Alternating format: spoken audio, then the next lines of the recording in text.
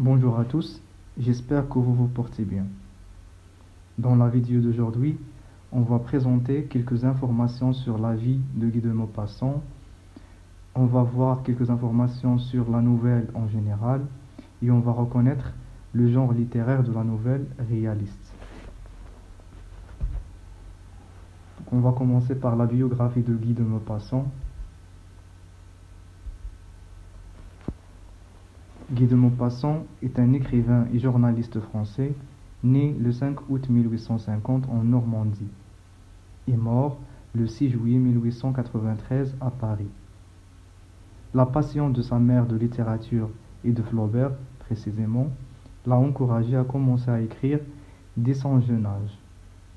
Donc Guy de Maupassant a commencé à écrire dès qu'il était jeune, encouragé par sa mère qui était une grande lectrice passionnée de littérature.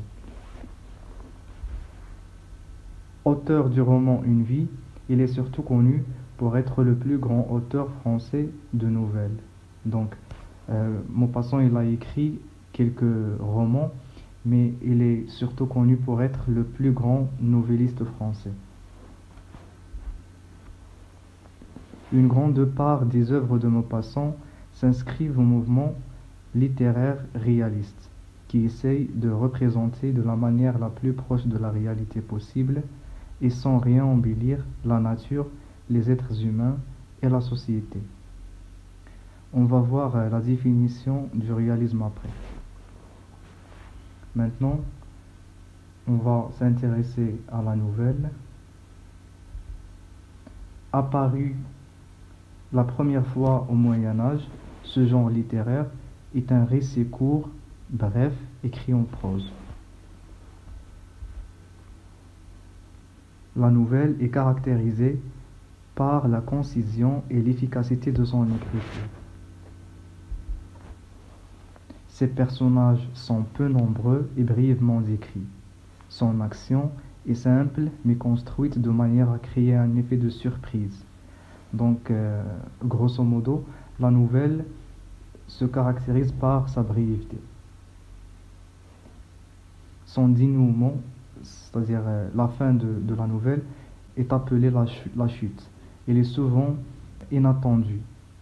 Il crée un effet de surprise chez le lecteur.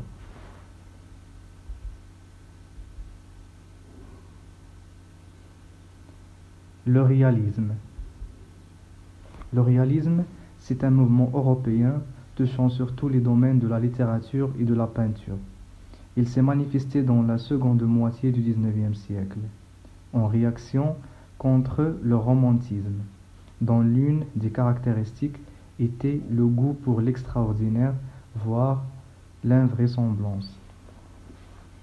Donc c'est un mouvement littéraire et artistique qui est venu, comme on a dit, en réaction contre le romantisme. Le réalisme en littérature désigne la tendance à donner au public des images du monde qu'il puisse juger vraisemblables, conformes à l'idée qu'il se fait lui-même de la réalité. C'est le refus d'utiliser les moyens de l'art pour embellir, pour idéaliser la réalité, et c'est aussi corollairement la volonté de montrer la réalité dans ce qu'elle a de moins agréable et de plus déplaisant.